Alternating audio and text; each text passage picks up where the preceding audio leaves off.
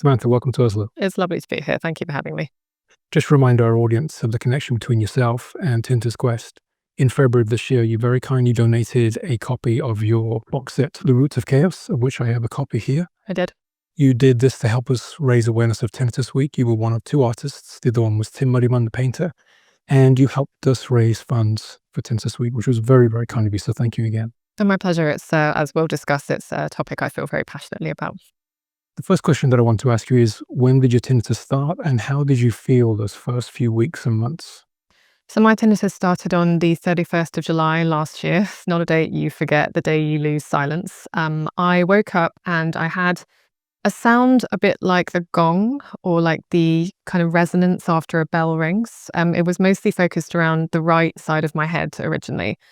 I thought at first that it was a sort of bizarre symptom of migraine. I've had aura migraine since I was quite young, and they can do all kinds of weird things to your perceptions. So at first I thought, okay, maybe it's some development of my migraines. It didn't go away. It didn't go away for a week. And at this point I thought, okay, I'm getting a bit worried. So I decided to call my doctor. My doctor's reaction was actually, tinnitus is a nightmare for ENTs, was his quote. Not a nightmare for me, a nightmare. It made it sound like it would be an inconvenience to any specialist I was passed to. He also said that generally it doesn't go away. He referred me to a specialist, but despite knowing that I was in mental distress, he said I could not see a specialist for 3 months. During that 3-month period, I started looking online for answers, and I'm not at all being critical of support forums because they serve a really important purpose, but often they paint quite a dark picture of tinnitus. It's often people who are in deep distress. And from what I read on the forums, people were saying that you can't listen to ordinary levels of sound. Like every sound is dangerous and could make your tinnitus worse. People were saying it was just going to keep getting worse and worse and worse, that I was going to hear it until the day I died, and just a lot of really terrifying stuff. And because I didn't really have any help from the medical industry, I just completely spiraled. I totally lost control of my mental health. I couldn't eat or eat properly at all for a long time. I lost over a stone in 6 weeks because my body was just stuck in fight and flight mode. I didn't know how to react to having the sound in my head all the time. By this point, it had spread into my left ear as well. It was like this kind of twinkly buzz in my left ear and then the resonance in my right ear. So I just felt totally unable to escape it. And as I lost more and more weight, I got more and more ill. And because obviously I know now that there's a connection between tinnitus and anxiety and fear, it makes your brain fixate on it even more. So it seemed to be getting louder and louder. And yeah, I can't overstate how bad it was. I really wasn't sure if I could live with this. And that went on for several months. Wow. So much to unpack. So a very familiar story, something that I've heard and we've heard a lot at Tinnitus Quest. Two things. The service that's provided is often lacking. Yes. It's often dismissive. Certainly was for me, and it sounds you had something similar. Mm-hmm. That's something that has to change. And this is why videos like this and just general awareness is so important. Because second point that I want to say is the connection between tinnitus and anxiety and just the wider or the bigger picture of tinnitus. It's not just a ringing in the ears. No. It's mental health. It's the fact that it takes away your silence. It takes away your ability to, or at least you think, to travel, to do things, to mingle, to mix, to go to parties. All these things that just don't get spoken about enough. So I'm so glad you brought those things up. Yeah, it does feel very limiting and frightening. Another thing that I learned on the forums was that sometimes medications can exacerbate tinnitus. Unfortunately, partly due to the stress I was experiencing, I suffered from a very stubborn skin condition at the same time that I was trying to deal with the tinnitus, and I was facing having to take an antibiotic. And I was really scared of doing that. And I didn't take the antibiotic for quite a long time, and it meant the condition got quite entrenched. I am actually on it now. And I feel like I had to re-habituate to my tinnitus because it has got louder since I got on it. So yeah, it can feel very frightening and restrictive, especially before you've habituated to it. It's really terrifying. You mentioned rehabilitation. Something that also doesn't get spoken about much is the fact that tinnitus for me is like a roller coaster ride. There are periods when you are okay, long periods when you're fine, but it can also spiral. I certainly have that a lot in my sort of journey. And I think it's important for people to know that when they walk away from awareness or when they walk away from supporting foundations like Tinnitus Quest, is the fact that it is a roller coaster ride. It can be very good for long periods of time, but then it can, for, I don't know, reasons of stress or whatever, can come back. That's why it's so important that we look more into treatments for this. Yeah, for sure. I have noticed that mine is particularly unstable. I should probably talk about the reason I have tinnitus as well, because I think it's probably related to how unstable it is. So I finally did see that specialist after 3 months, and he again was deeply, deeply dismissive, even more than the first doctor. I left that room genuinely wanting to die. It was that bad. He kind of acted as if he didn't really know why I'd even bothered showing up. He just said, "No, you're probably going to have it until you die." He said, "Oh, you do seem quite young to have it, so that's a shame." I was 33 when my tinnitus arrived. He basically just said there was nothing he could do, didn't even bother to examine my ears or give me a hearing test, which I don't think I'd had at that time, or maybe I had, I can't remember.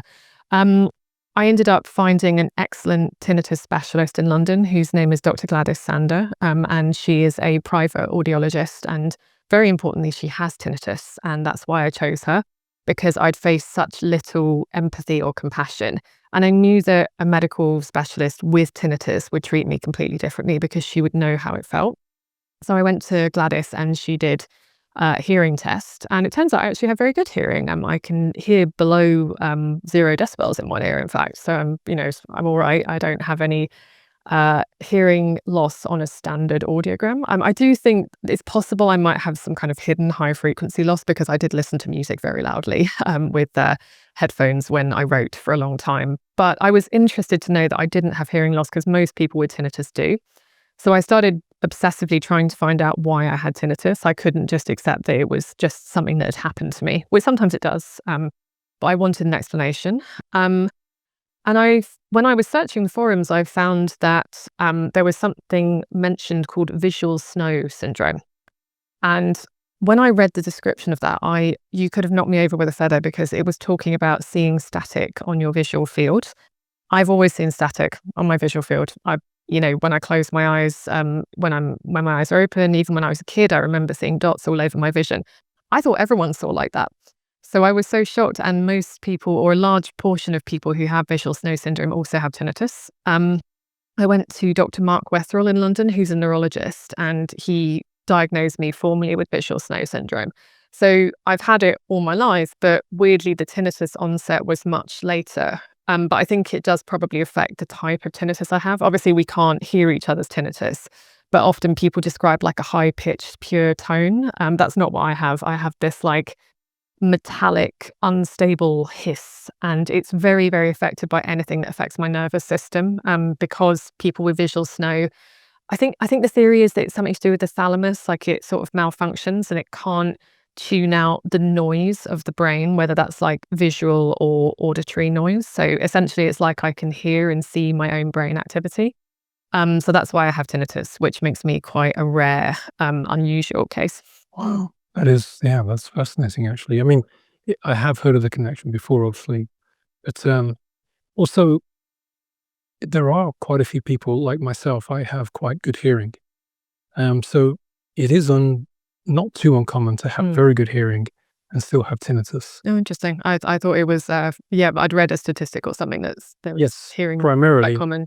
primarily it's hearing loss that sort of is connected with tinnitus. But there's many people, especially young people, that have fairly good or pretty good hearing and still have tinnitus. Yeah, it's weird.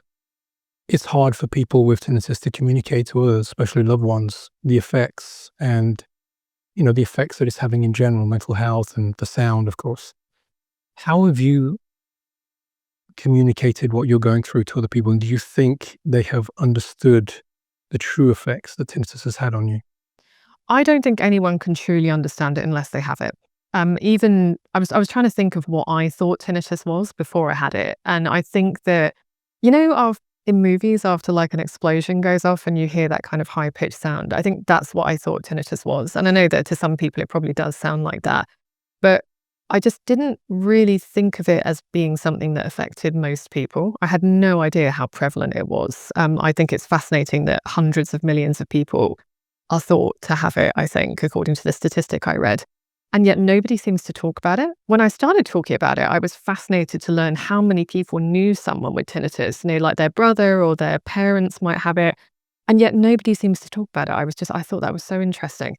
Um, my friends and family were understanding of what I was going through, but again, I don't think they could truly get it because it's very hard to describe the sound. And I think unless you can hear the sound and unless you truly understand what it is to lose silence, I just don't think that you can fully get what a person is going through. They really tried. I mean, one of my friends was so sweet. Like she sent me loads of sleep gummies to help me because I couldn't sleep well in the first month. A lot of my friends were there for me when I was sort of desperately messaging, just, has anyone heard of this? Or does anyone have experience with this? Some people I knew had sort of sporadic tinnitus, or one person I knew had had it for like 2 months and then it went away. Somebody's brother had had it for 2 years and then it went away. But mostly, I just don't think people can really truly empathize with it unless they have it. Sometimes I got a bit of dismissal, like as a family member said something like, "Oh, everyone has that." I was like, everyone does probably experience fleeting tinnitus at some point, especially if you've been to a concert or something. But again, completely losing silence, I don't think most people can imagine that happening to them and how it takes away your whole sense of peace. You're lying in a dark room and you can still hear the sound. It's like this constant agitation of your nervous system. So yeah, I think I was lucky that I had friends and family around me who did understand it. But I think that at some point it becomes frustrating to loved ones because they can't help you. And I think that's actually probably why medical professionals sometimes respond with dismissal. It must be quite frustrating if you can't help a patient, if you can't offer them a pill or something that's going to make it better. So I think the way some people process that appears to be frustration and impatience, and that can make the tinnitus sufferer feel like they're not really being understood. But actually I sympathize with it because I just think that they're upset and they don't know how to help you. And there is no way they can really help you. I want to pick up on something that's really, I'm very passionate about this. You mentioned nobody talking about it. So I spent the last 2 years trying to get people to talk about it. I wasn't quite sure if I wanted to talk about it myself, but I did. It helped me to talk about it. So I'm very passionate about the idea that one of the barriers that Tinnitus Quest has to break down is the narrative. Yeah. And the narrative right now is you'll just learn to live with it. You'll be fine. Over time, you'll habituate. We need to move it towards the reality, which is many people do habituate, but many people don't. Yeah, they just can't. Yeah. They can't. They have different types of tinnitus. Some people just can't. And that's the narrative that we have to push more. It has been incredibly hard to get people to talk. Yeah. Like, really hard. Yeah. So my question to you is, and I'm always fascinated to get people's opinion on this. Why do you think that we are so used to talking about mental health? 20, 30 years ago, we didn't talk about mental health as much as we do now, but now we're quite open about it. We're open about other conditions that we might be going through. Mm-hmm. But for some reason, specifically with tinnitus, people feel conscious about talking about it. Yeah. I can't figure this out. I would love to get your opinion on this. Yeah, and I have a good point of contrast because I have another incurable condition. I have endometriosis and adenomyosis, which are gynecological problems. And there has historically been a stigma about talking about those things, but I think recently there's been a big push, to take away that stigma and to start breaking that taboo. And I found it very easy to talk about that. When I've spoken about tinnitus, sometimes I've had people tell me that I'm oversharing. I don't really know why, because I didn't really get that with endometriosis. And again, you're right in that mental health is discussed much more now. Although I do think that what I might describe as the uglier side of mental health is not always talked about. Like when people are mentally unwell, sometimes they go through things that are not easy to romanticize. I think that mental health problems do sometimes still get romanticized to some degree. But yeah, I'm not sure why tinnitus, there's this struggle to talk about it. I think it's partly like, so if I remember that thing, the game, where if you mention the game, you've lost the game. And I think maybe the way that if some people habituate to it, they try to forget they have it. So when they think about it, as soon as they think about the tinnitus, they remember it's there. And if they've long habituated to it, that might be one of the reasons. They just don't want to think about it because then they get fixated on it again. I don't know if they think it's going to maybe risk their habituation. That's one of the theories I had about it. But honestly, I'm not sure. And I was really puzzled by why no one was talking about it. It's ironically the silent condition. It's so strange that you talk about it, and maybe because people just don't get it, so they just don't really listen. I was telling people around me, like, be careful with your hearing. If you get this, it is really not nice to have. And I'm not sure if any of them did protect their hearing any more than before. So I think it's a mix of like lack of understanding and fear that people won't understand you, fear of dismissal. I was kind of pre-warned by the support forums that doctors might not immediately understand it, so I was prepared for it. But maybe it's just a fear that you're going to be misunderstood, or that people are going to think you're exaggerating as well, because it's not technically a fatal condition. Maybe people think that people are going to think they're complaining for no reason. But, although it's not going to kill you, it's extremely distressing. And I have heard of people, very sadly dying by suicide because of it. So I think that I just think it's been massively understated what a huge impact it has on people's lives. So they feel like they're complaining about nothing, maybe. I'm really not sure though, because I don't feel that way. Like pretty much as soon as I got it, I was like, I have to talk about this. Yeah, wonderful answer, because there's a lot of things I want to pick up. So the hearing health awareness, Yes, really bad. I think it's one of those things where until you experience it, you just don't see it. I have also mentioned to people, friends, my own daughter, be careful with your hearing because you don't want this. Nobody wants this. But I think it's hard for them to truly appreciate how careful they have to be, because they can't really grasp what someone, again, the invisible condition Yeah. that someone's going through. Also, something else that I've picked up on, especially with music, being a musician myself, I think that there is a chain reaction that's happening with, at least around Tinnitus Quest, meaning that the more people talk about it, the more people become open to talking about it. This is why interviews like this are so fundamental. Yeah. Because I feel that the tide might be changing Oh, good. when, I mean, I don't want to be too optimistic for the moment, because it's still very much an uphill battle in terms of, getting patients, getting artists, getting anyone really to talk about it. Mhm. It's still an uphill battle, but I do think that videos such as this and what we're doing, I think it can open doors for people, because I think that there is a stigma in terms of, well, if no one else is talking about it, then why should I talk about it? Right. But actually, what happens is that the more you speak to people, and this is why there's a lot of things about tinnitus that don't make sense to me, is because when you speak to people on a one-to-one basis, they go, well, actually, I've really been struggling with this. Yeah. And you say, okay, and then you meet another person, and then another person, and then when you put the numbers together, that there is plus 750 million people, then how many people in the world must be struggling with this? Exactly. And why is there about 10 videos on YouTube so people are talking about it? It makes no sense, right? Yeah, and the first thing I did when I got it, pretty much after the initial spiral, was I started looking for examples of people who had it. Because when you have something like this, you want to know that you can still live a full life with it. So I started looking up like celebrities with tinnitus, and there were some examples, like William Shatner, for example, but I just couldn't find that many cases of people going into detail about it. And I was scared because I'm an author, I need to be able to concentrate. And in those first weeks, I couldn't imagine doing that. So I was looking up examples of like writers with tinnitus, for example, and I just felt that there were just not enough people speaking out about it. And I do think it's very strange. And I do think that's part of maybe why we haven't had a cure for it yet. Because really, if you look at it from a purely cutthroat capitalistic perspective, the medical industry is often looking to make money, right?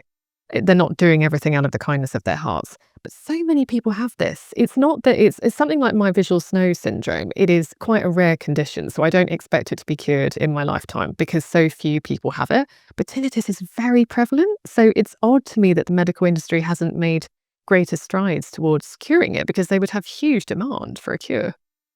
You talk about writers, authors with tinnitus. I did one, actually my first interview.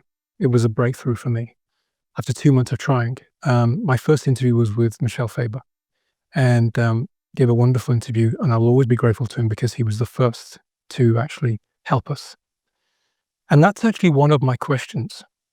When I was thinking about questions specifically for you, as a writer, how do you navigate the challenge of having this noise and it potentially interrupting your your concentration that you very much need. How did that feel in the first few weeks, and how do you navigate that? It was terrifying in the first few weeks. Also, it happened to coincide with when I was going on tour. So I got tinnitus at the end of July, like I said, and then early September, I was on tour. And the skin condition appeared at the same time as well. So my stress levels were absolutely through the roof. And I was so scared. I said to my publicist, I need restrictions around my signings. I need people to have to stand right back from me, because I'd actually started using a decibel meter.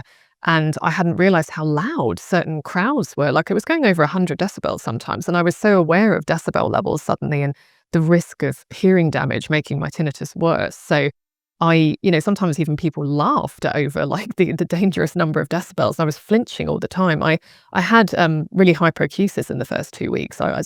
Few weeks. I was just so scared of normal sounds. I was wearing industrial level hearing protection in my own home because I thought the sound of the dishwasher closing was too loud. I was flinching.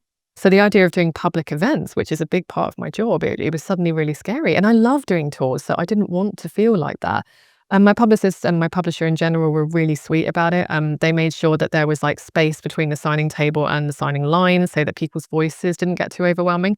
Often I was in like churches, so quite acoustically challenging spaces. They made sure that I had microphones that were not likely to make that awful feedback sound. But in my Edinburgh stop, actually, my microphone did exactly what I feared it would, and it suddenly let out that awful squeal. And in front of a huge crowd of people, I physically bent over and like covered my ears, and I had to go back into the room. And I was so embarrassed. And then I came out and kind of acted like nothing happened. And I think I put up an Instagram story just explaining like I was having trouble with my hearing and that's why I'd reacted like that. But it was so embarrassing. And my readers were really sweet not to bring it up.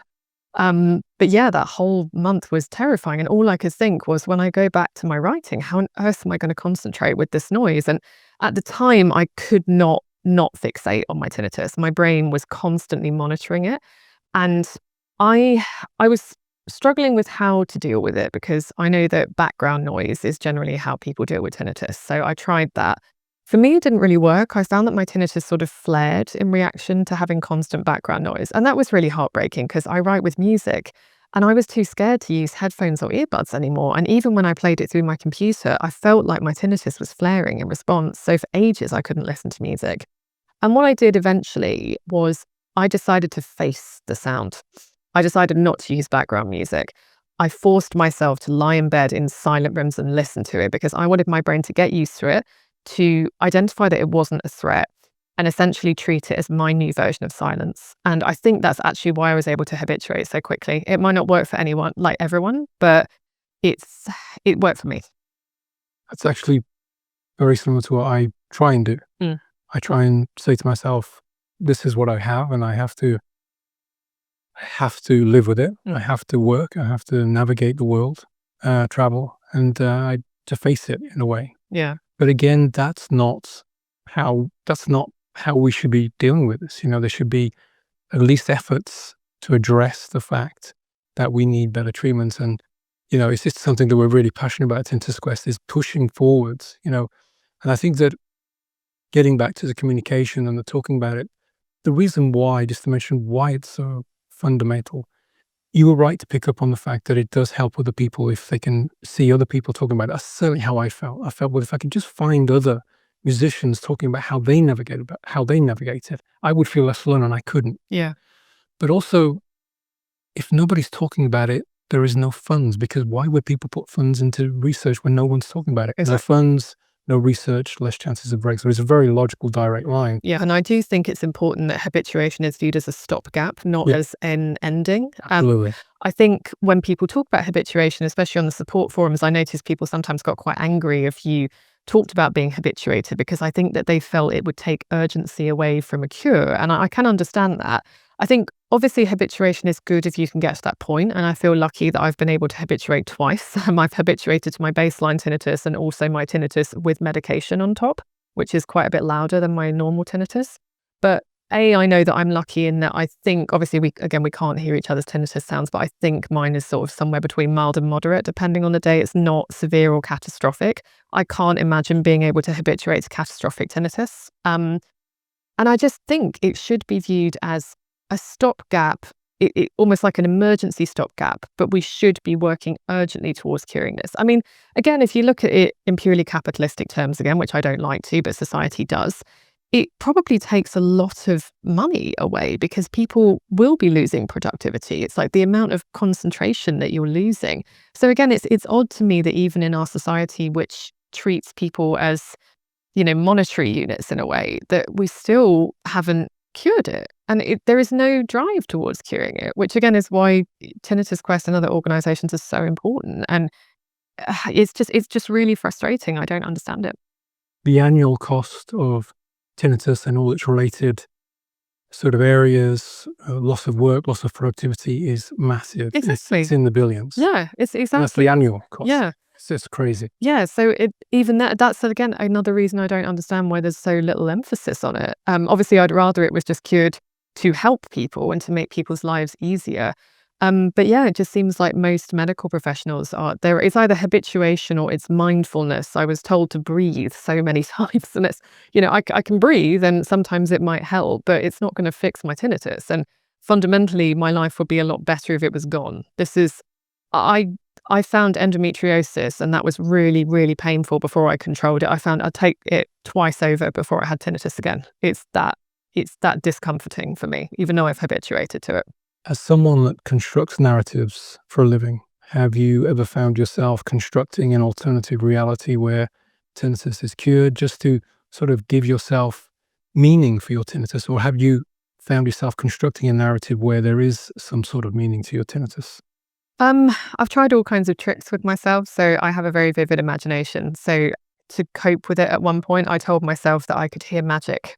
Like it was like I write about clairvoyance and they have they have a sixth sense. So in order to deal with it, I just thought, oh, it's okay. I can hear magic or I can hear spirits. And it did weirdly help me deal with it for a while. I don't do that anymore. It was just sort of a coping mechanism I was using. I did build narratives in my head about it being cured. And I think when you look on the support forums as well, you see how many people were saying 15 years ago that we're going to have a cure by next year.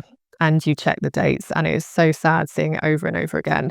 I know the Susan Shaw device is one thing that people are putting a lot of kind of eggs into, and I really hope that that works out. But I learned pretty quickly not to count on it. Again, I'm really glad that Dr. Shaw is working on something, and again, so few people seem to be, so I'm very grateful for that. But I learned quite quickly not to think, oh, it's okay, you only need to last another year before that device is finished.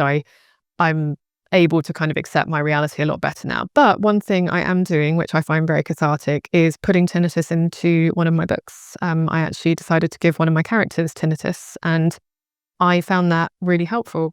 Whenever I'm experiencing something, the way that I process it is through writing and through creativity. So I decided that it actually made sense for the character to have tinnitus. And this is another thing I find fascinating about movies and stuff is most of the characters in action movies should absolutely have tinnitus. They should have hearing loss. They're firing guns without any kind of hearing protection. And I thought, okay, maybe I've always really valued realism in my work. I try to represent trauma and war as accurately as I can. So I thought, actually, my character is often around gunfire, and it would make sense for her to have tinnitus. And there's another character who she can hear the voices of spirits. So she uses headphones and very loud music to drown it out. Again, she would probably have tinnitus. So I decided to actually integrate it into my work. So my next book, The Moth Reborn, will have tinnitus on the page. That's a brilliant point, actually. I've never thought about that. When you think about it, there's so many people in movies that are just around. Yeah. Constant explosions. And Yeah, there'll be death. it's crazy when you think, I've never thought about that before. Yeah. There's not many examples of it in fiction that I could find either. That was the second thing I looked for after real world examples of people with tinnitus. Like how many books are there that feature tinnitus? Again, not many. In 2016, I was really struggling. And I couldn't imagine how I was going to go forward. Yeah. And I saw a Google headline saying in 2020, they think they will have something. They're pretty sure that by 2020, they'll have something. And I quickly, like yourself, I quickly realized that you can't live that way. No. You can't live counting down days. Yeah. But again, going back to the reason why Tinnitus Quest exists, we have to persevere. Absolutely. We absolutely have to persevere because, I think when you look at all new technologies, all new breakthroughs, it is essentially a group of people coming together saying we've got to do better. Yes. And I think there has to be at some point a turning point where we say this is just simply not good enough. It's not good enough. Absolutely not. And again, I was so relieved when I found Dr. Sando, because now I know that I have someone in my city who I can see if things get really bad, and I know she's going to understand. But not everyone is going to be able to find, a tinnitus specific therapist like that. I should add that she does do virtual appointments, I think, and she's incredible. So I just wanted to recommend her if anyone's really struggling. But yeah, it's just, although therapy is helpful and mindfulness can be helpful and meditation and all the other things, it doesn't cure it. And again, just even if we can just teach doctors a bit more compassion towards it, I think it really would have helped me in the first few weeks. Again, it's not a cure, but it would have helped me just to be told your brain will be able to adapt to this to some extent, and that it wasn't going to be this terrifying for weeks and weeks. Because again, my brain, I couldn't imagine not fixating on it at one point. And now, like you said, there are good times and bad times. And I do have some good times where I don't think about it all day, even though it's still there. So yeah, that would help a little to have just some compassion towards tinnitus patients and just be told, everything, you will survive this. But it's still not good enough. It's still not good enough, not for a condition that is this disturbing, this distressing, and affects this many people. And again, I'm not holding out necessarily a cure for my visual snow. I don't know if my tinnitus would be able to be cured separately to that, or if it would need to be together. But I think tinnitus, we do understand aspects of tinnitus, not the whole thing. But again, we need more research just to understand the causes of it, because I know that it can be a symptom of various things, but there must be some mechanism that causes tinnitus in some people and not in others. And it's just so frustrating that we just don't know enough about it. There just doesn't seem to be this drive. So again, I'm so passionate about Tinnitus Quest and just the general drive to do something about this. It is not good enough to just tell people they have to get used to it and live with it. If there's any young people watching this who might be going through the first symptoms of tinnitus, what would you like to say to them? And maybe not just young people, but just anyone in general Yeah. that is going through the first steps of the journey and is scared, obviously, and concerned, like we can't find the right information. That often happens.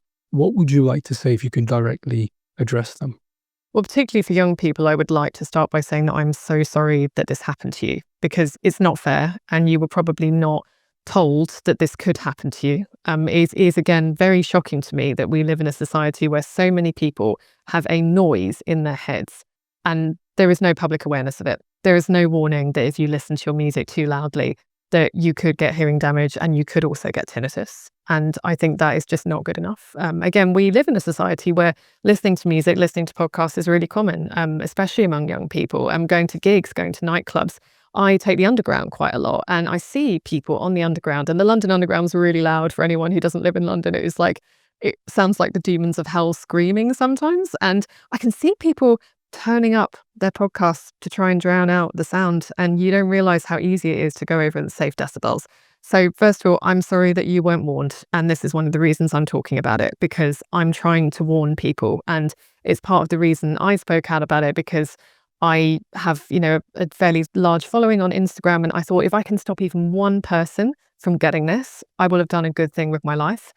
So yeah, I'm sorry it happened to you. You can live with it. I thought I couldn't, and then I could now. Again, there's times where I don't think about my tinnitus, and I thought that was going to be impossible. At one point, I could not imagine not fixating on the sound. So you can survive it. There are people working to find a cure, but I just want people to know that they can survive it. It's going to get better. Your brain can adapt to it. Again, I don't want brains to have to adapt to it, but they can. And yeah, you'll survive this. And there are other people out there who are living full lives with it, and you can as well. We have a lot of contact with some of the world's leading researchers at Tinnitus Quest. Some of them are on our executive board. Some of them are in communication with us on a regular basis. If you could send a direct message to one of these researchers, what would that look like? I know tinnitus is a complex condition, so I'm not blaming anyone for not having been able to find a cure quickly. And first of all, I want to thank anyone who is researching it, because again, it has been a historically very under-researched area, and I really genuinely am so grateful to anyone who's dedicating their lives to trying to cure it and doing any research into the causes behind it, or what is the mechanism in the brain that makes people hear this sound? So first of all, thank you.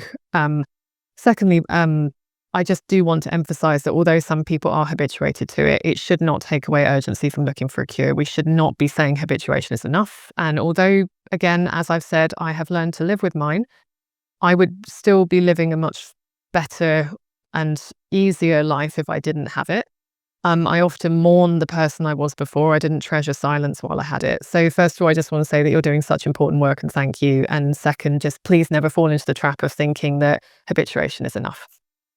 Samantha, thank you so much for this interview. It's people like yourself that are pushing things forward. If we can get more and more people talking about this, we will be pushing things forward. And that's why we're so grateful for your time today. Well, again, thank you very much for having me and thank you for the work that you're doing.